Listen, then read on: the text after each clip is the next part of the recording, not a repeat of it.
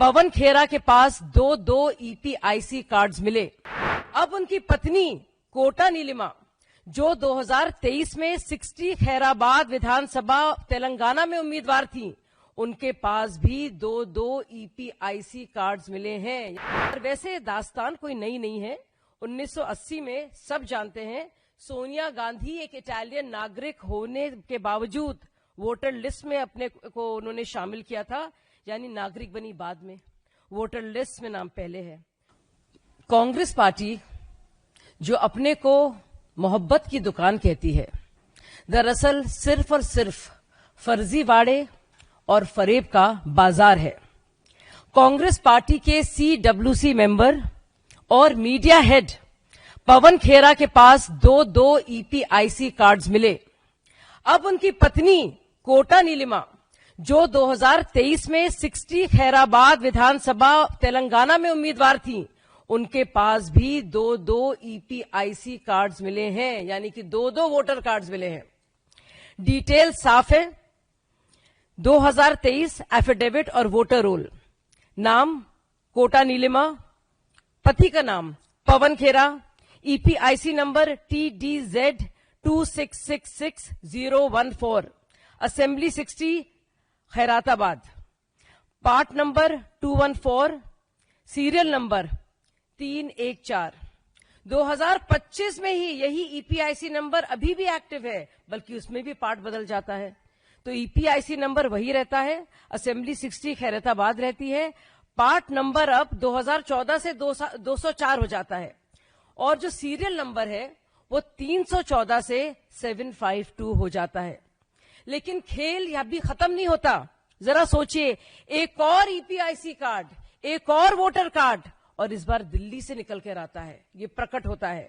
इसमें नाम कोटा नीलिमा, लेकिन इसमें नाम है के नीलिमा। सोचने वाली बात है। और जो एफिडेविट वाला है उसमें कोटा नीलिमा, पति का नाम पवन खेरा। इसका ईपीआईसी नंबर है SZE 0755975, पूरी तरह से अलग। Assembly 40 new Delhi, part number 78, serial number 821। तो ये मैं पूछना चाहती हूं, चाहे ये बात हो आपके नजदीकियों की या फिर बिहार में तेजस्वी यादव की, जिनको ऐसी मुंह की खानी पड़ी थी जब उनके प्रेस कॉन्फ्रेंस के ठीक बाद उन्हीं के दो ईपीआईसी कार्ड्स मिले थे। और वैसे दास्तान कोई नई नहीं है।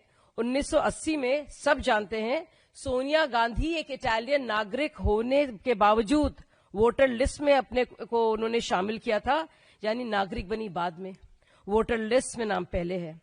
तो वोट चोरी के इल्जाम लगाने वाली ये पार्टी दरअसल जानी जाती है वोट डकैती के लिए। और ये वोट डकैती किस तरह से होती थी ईवीएम आने से पहले कश्मीर और बिहार में, इससे पूरा देश वाकिफ है। और सोचिए, राहुल गांधी जी से एक सवाल है कि आप आम लोगों पर तो लांछन लगाते हैं, उंगली उठाते हैं, लेकिन अपनी कोर टीम की जो दोहरी पहचान है उसमें चुप हो जाते हैं। क्या होता है आपके खोजी पत्रकार का? आपके अंदर का खोजी पत्रकार तब तक जाग जाता है जब आप बात करते हैं एक बुजुर्ग महिला की, शकुना रानी की, आदित्य श्रीवास्तव की, गुरकीरत सिंह डैंग की, तब उसमें खूब झूठ बोलते हैं और हलफनामा भी नहीं देते। लेकिन आप देखिए, जब बात होती है बिहार में आपके दावों की, चाहे वो अमन कुमार हो, मिंटा देवी हो, सुबोध कुमार हो, और जब वो दावे झूठे निकलते हैं तो आपकी सिट्टी पिट्टी गुम हो जाती है। हम सब जानते हैं CSDS लोक नीति के संजय कुमार ने कैसे अपने आंकड़ों को लेकर सार्वजनिक तौर पर माफी मांगी है।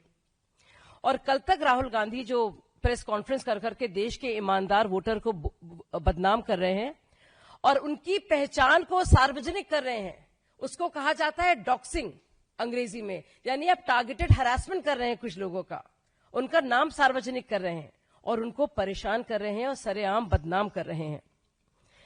दरअसल ये वोट अधिकार यात्रा नहीं है, सत्ता मेरा जन्म सिद्ध अधिकार, ये उस अधिकार की यात्रा है और ये नवाबी सोच को उनकी प्रमाणित करती है।